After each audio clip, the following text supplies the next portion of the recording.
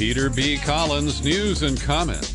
It's Wednesday, May 10th, 2017. Your humble host is going to take a week off. My next podcast will be here next Wednesday on May 17th. And yesterday was just moments after I completed my ritual of tasks to post the daily News and Comment podcast that I checked over on Facebook to see if my post about the podcast was up and if Carl Howard had liked it yet.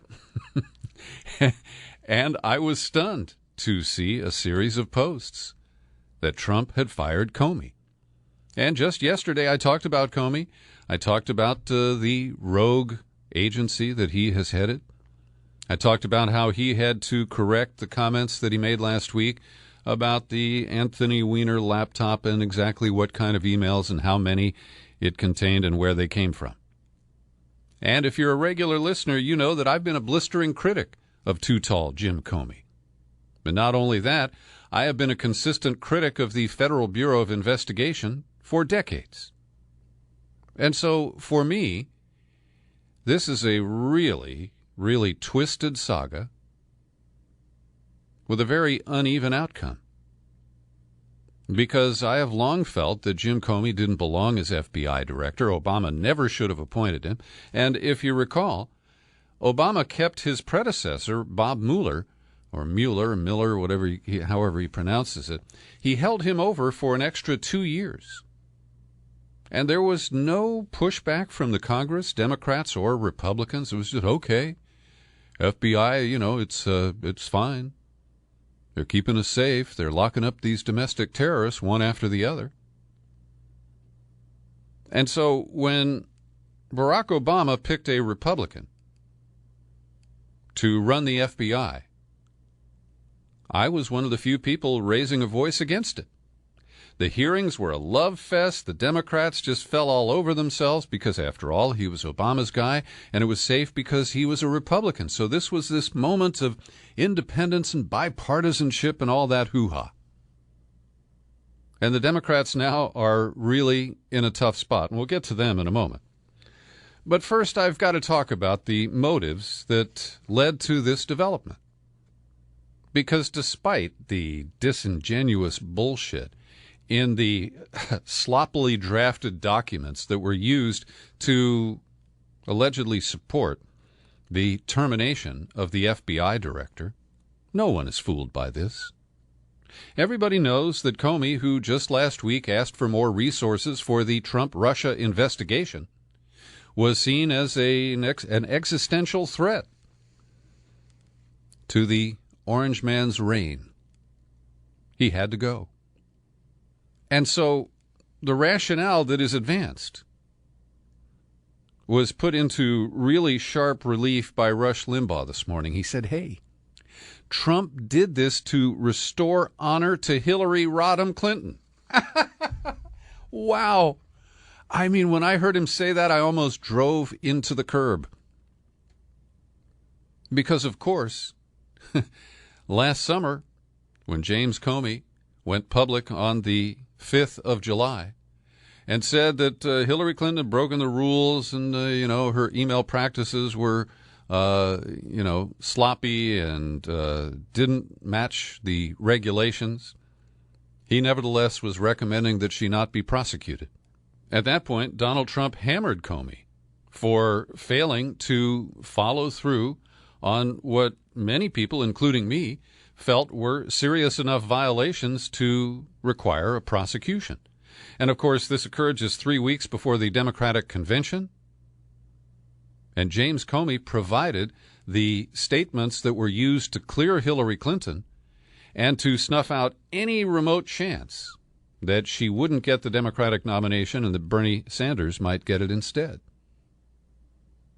So Comey's intervention last summer was celebrated by Democrats who said, well, you did the right thing because you didn't prosecute Hillary.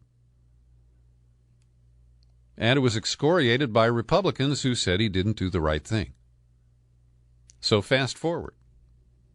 Hillary loses and she blames Comey.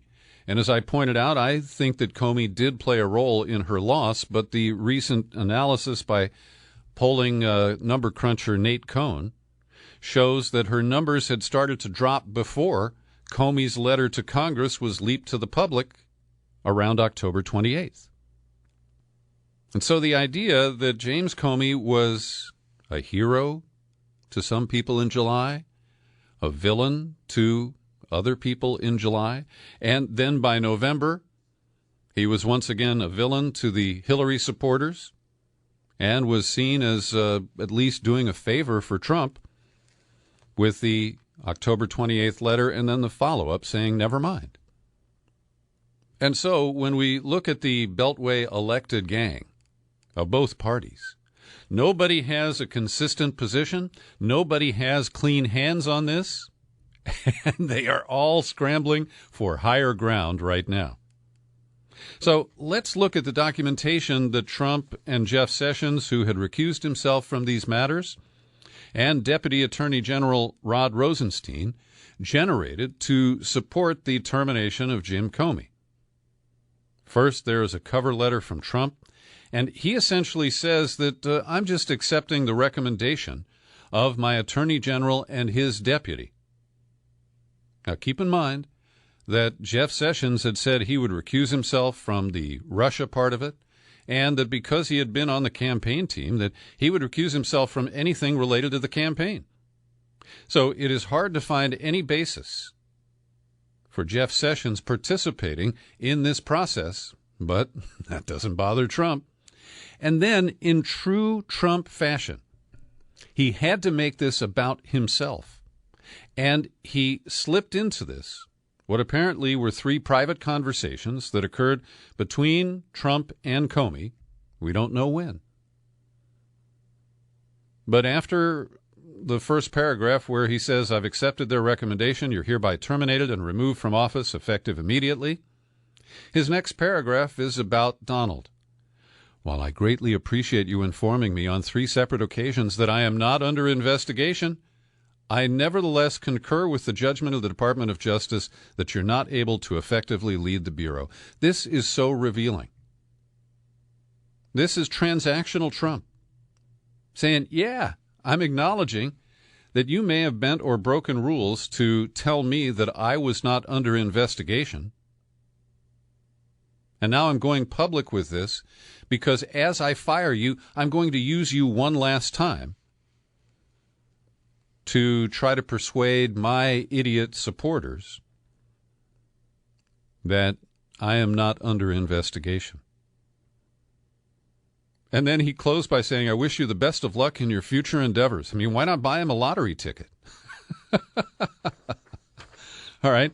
So then we have a 1-paragraph letter from Jeffrey Beauregard Jim Crow Sessions. I'm sorry, it's Jefferson, not Jeffrey.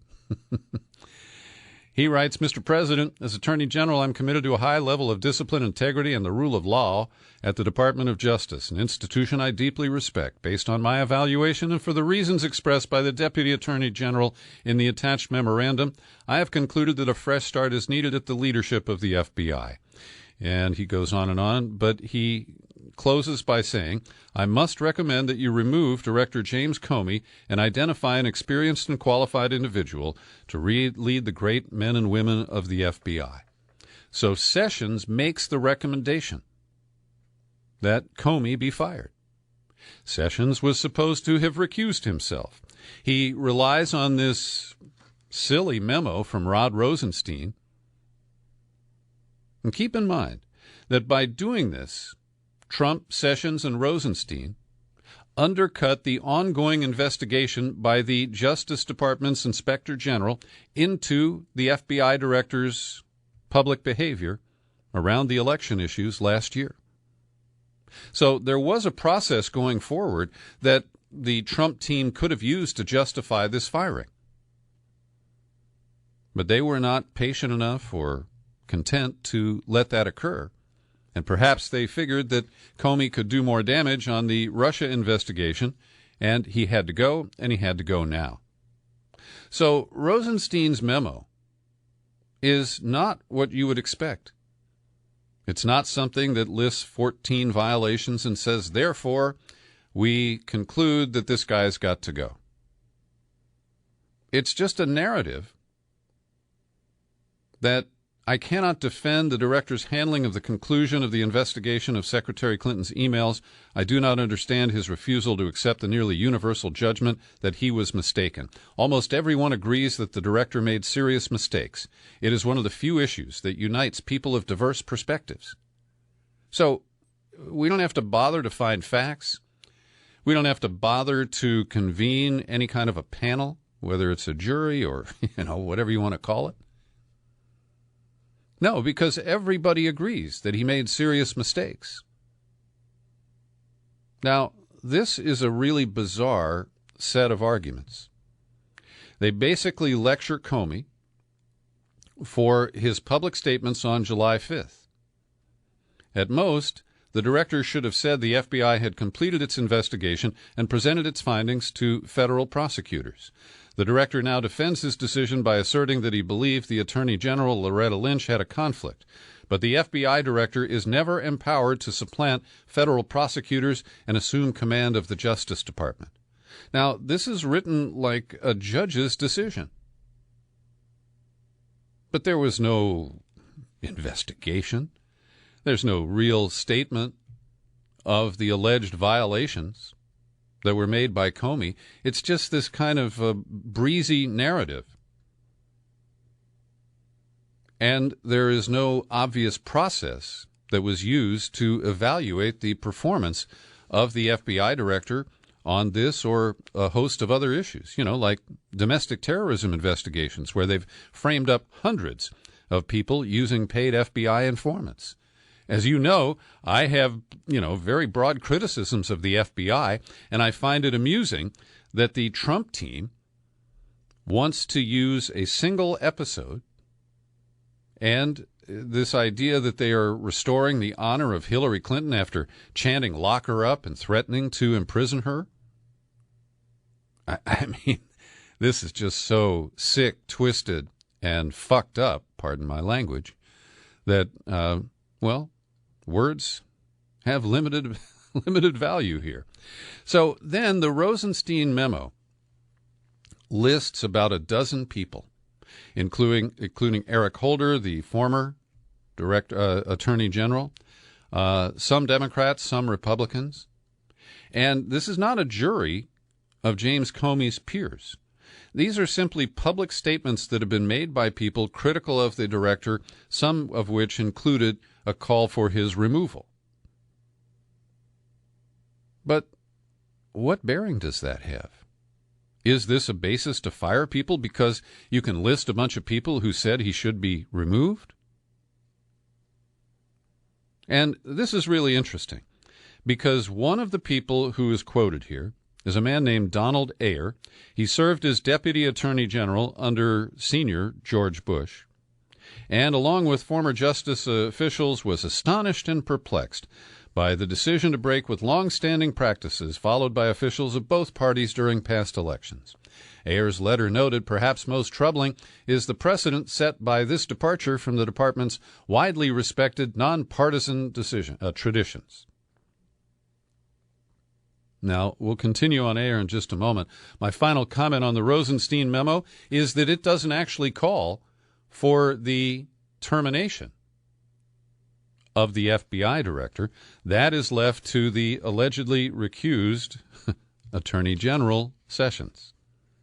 So we now learn that Donald Ayer is really pissed that he was used in this manner.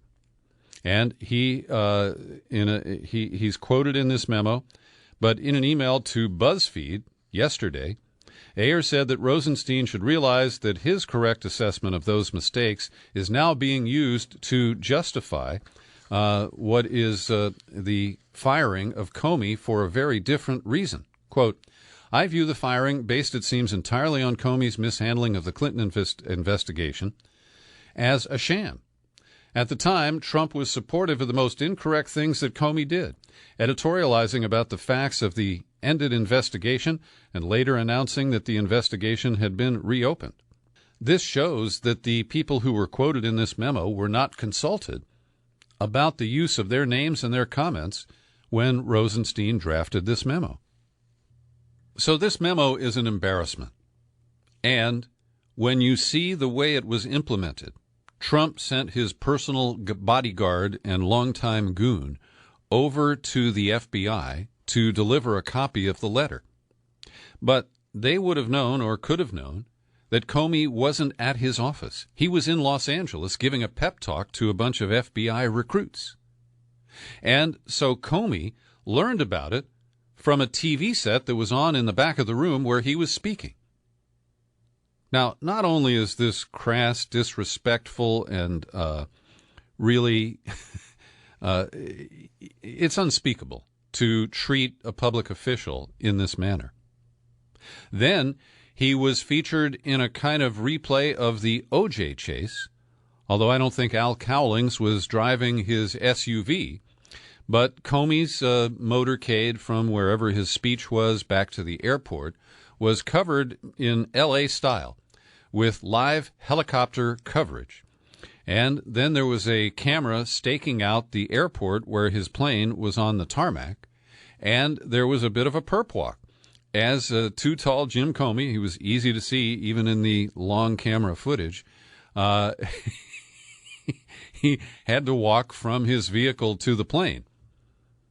And he was under surveillance, so to speak, at the time that occurred. And then I was watching Fox, and later I saw the same sequence on MSNBC. We watched as his plane took off from the airport. I don't know which one in L.A. it was, and it winged him into the sky. And that was reminiscent of the departure of Richard Nixon. Now, I've heard many comparisons that this is like the Saturday Night Massacre. And let me explain that as a young talk show host in Chicago, I rode the wave of Watergate to very great success in the ratings. I had a late-night talk show, and one day I was called into the manager's office, and they said, "What the hell are you doing?" And I said, "Well, what do you mean?" "Well, what have you been talking about?" And I said, "Well, we've been talking about Watergate and about Nixon." And that's when the manager said, "Well, whatever you're doing, keep doing it because you're number one in the ratings in your time period." And we covered the Watergate scandal in great detail. And I recall vividly the Saturday Night Massacre. And there are some similarities.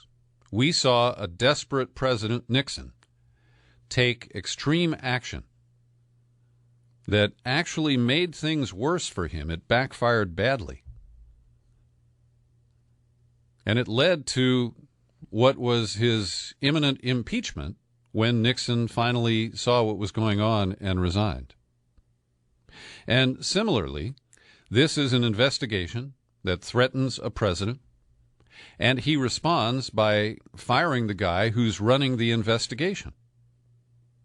So there are similarities, and I want to point out, I heard Rachel Maddow repeat the Saturday Night Massacre details on her show last night, but she left out the fact that the Solicitor General, who ultimately did fire the special prosecutor, Archibald Cox, was Robert Bork, the man who infamously was then paid back with a nomination to the Supreme Court and one of the few nominees to the court whose rejection by the Senate committee made history. So I remember vividly those days and those events, and I do think that there are some interesting similarities. Now let's take a look at Trump's actual motivation, because he's stepping all over himself in his tweets this morning and his attacks on Senator Blumenthal. He said that, Comey had to go because the FBI was a mess. But his rationale yesterday was he had to go because of his bungling of the Clinton investigation. But according to the Wall Street Journal and Politico, Trump has been increasingly furious with Comey because of the FBI's investigation into the possible collusion between Russia and the Trump campaign. Here's a quote from Politico. Trump had grown enraged by the Russia investigation, two advisors said. Frustrated by his inability to control the mushrooming narrative around Russia, he repeatedly asked aides why the Russia investigation wouldn't disappear and demanded they speak out for him. He would sometimes scream at television clips about the probe, one advisor said. And apparently he was very angry while watching Comey's televised testimony last week before congressional panels. And so I think that, anybody who pays any attention at all knows the real motivation. And the New York Times today is reporting that Comey last week had a meeting with Rod Rosenstein. Yeah. And he went to ask him for more resources to conduct the Bureau's investigation into Russia's alleged interference in the presidential election. So this is just another fascinating twist. We don't know what Rosenstein said in response to the request from Comey, but we're told that Comey afterward briefed members of Congress on the meeting, telling them that he was expecting to get access to the resources that he had asked for. But the Times said it was unclear how Mr. Rosenstein reacted to the request or whether the White House was informed of it. So now we have to look at, here's the morning after. And this is also fascinating. So at this point, when we take a look at the timing, we have to ask why Trump would act right now, because he knew that on his schedule for Wednesday, as well as Rexon Tillerson over at the State Department, is a series of meetings with the Russian Foreign Minister, Sergei Lavrov. And so this, of course, is very uncomfortable because Russia denies it tried to interfere in our election. They deny that they hacked the DNC. And Trump is kind of caught in the middle on that because he has claimed that, the whole Russia thing is concocted. And, of course, I remain unconvinced and skeptical because we haven't seen any public evidence. I think it is certainly possible, and we may ultimately find proof publicly for this. But to see the optics of Trump sitting there with the foreign minister, and there was this awkward scene at the State Department where Lavrov was asked to react to the Comey firing, and he joked, really? Did he get fired? But why did they feel they had to pull the trigger on Comey? Why couldn't they at least wait until tomorrow? Well, tomorrow Comey is scheduled to testify on Capitol Hill again. I doubt that he will, but it's possible in the wacky world of Washington that he may decide to show up. At any rate, certainly the awkward setting with the Russian foreign minister is something that could have been avoided. But there was another photo op in the Oval Office today, and what's fascinating is that the New York Times account of this doesn't include who Trump was meeting with. I almost spilled the beans there, and I will right now. He was meeting with Henry Kissinger, the known war criminal, the guy who survived the Nixon Watergate crisis and the Nixon presidency. And the Times just said, speaking as photographs were being taken in the Oval Office, Trump responded to a question about the reason for Comey's termination. He wasn't doing a good job. Very simply, he was not doing a good job. They don't even mention that it was Dr. Kissinger who was his special guest, and I don't know why he was there. Trump went on in Twitter feeds, Twitter tweets, to attack Senator Richard Blumenthal because Blumenthal has called for an independent investigation into the Trump-Russia scandal, and the response by Trump was to smear Richard Blumenthal. Now, there is a bit of his history where he claimed to be a Vietnam veteran. He served in the military during Vietnam, but he didn't see combat. But that has no relevance to these issues. That's just a smear job by the president who has no self-control. So, at any rate, he continues to call the Russia investigation a taxpayer-funded charade.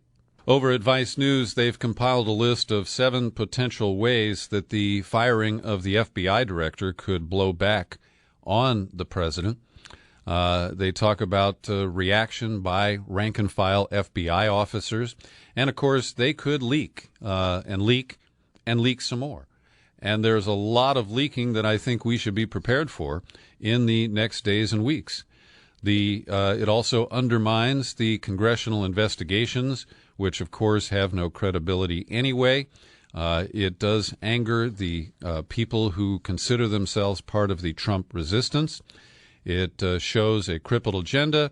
It raises the controversy over a special prosecutor and invites comparisons to Nixon. That is a fairly accurate list of the potential kinds of reaction that could come from this presidential decision. Now, this also has fueled more calls for an independent investigator or commission, and as you know, I'm dubious about either option. We have not had good track records from independent counsels going back to the Clinton years, and it really is an imperfect approach to trying to ferret out the truth. And likewise, I have zero confidence in a 9/11 style commission because these are always stacked with insiders who can be relied upon to whitewash the information that they process. So the call for a special prosecutor is almost unanimous among Democrats, and John McCain is the lone Republican who holds this position, and he has for some time. But it is putting people like Senate Intelligence Committee Chair Richard Burr, the North Carolina Republican, in a tough spot. He said, "I'm troubled by the timing and reasoning of Comey's termination. It further confuses an already difficult investigation by our committee." And so my bottom line, sadly, is that I don't think we will ever really know the truth about all these issues, and I don't think we will have a credible investigation. And over in the U.S. Senate, Mitch McConnell has once again put cold water on the idea of a special prosecutor or special investigation. He said, "Today we'll no doubt hear calls for a new investigation, which could only serve to impede the current work being done." So this is a frustrating sequence of events, and it's not likely to get better. And what is widely being viewed as payback from McCain to Trump, and of course McCain has other reasons to want to smack the Donald. McCain supplied the pivotal vote today on a resolution that would repeal the Interior Department rule that was passed by Obama to curb emissions of methane from various drilling sites and processing refinery sites for oil and natural gas. This is a contributor to carbon emissions that lead to climate change, and this was one of the key regulations that Trump and company wanted to kill. But McCain joined Lindsey Graham and Susan Collins of Maine, and they provided the 51 to 49 vote margin that killed that piece of legislation. And it was an embarrassment to Mike Pence, who had been dispatched from the White House to break a tie vote. But once McCain added his vote, that was no longer possible. The other rules that were repealed included the one that allowed coal mining companies to dump debris into streams after they blow up a mountaintop. They repealed the rule requiring oil, gas, and mining companies to disclose payments made to foreign governments. They revised the way the federal government conducts land use planning on public lands, and they repealed the rule that tightened restrictions on efforts by state officials to allow hunting in certain federal wildlife refuges. So my final comment about the sacking of James Comey is that we can expect someone worse to replace him. Someone likely to have an authoritarian streak. Someone likely to be a Trump crony, a loyalist who can be counted on to limit, if not kill, any investigations, including the Russia case, that might cause pain for Trump. And while I don't think anyone has been publicly mentioned so far, my biggest fear is that the next FBI director appointed will be named Rudolph Giuliani. Now, he would face contentious confirmation hearings in the Senate, but I think it's likely he could get confirmed. And I think there's a high potential that he will be on the short list that Trump is compiling right now. I'm going to be away for a week. My next podcast on May 17th. Thanks for listening to today's podcast. It's available on YouTube. I'm Peter B.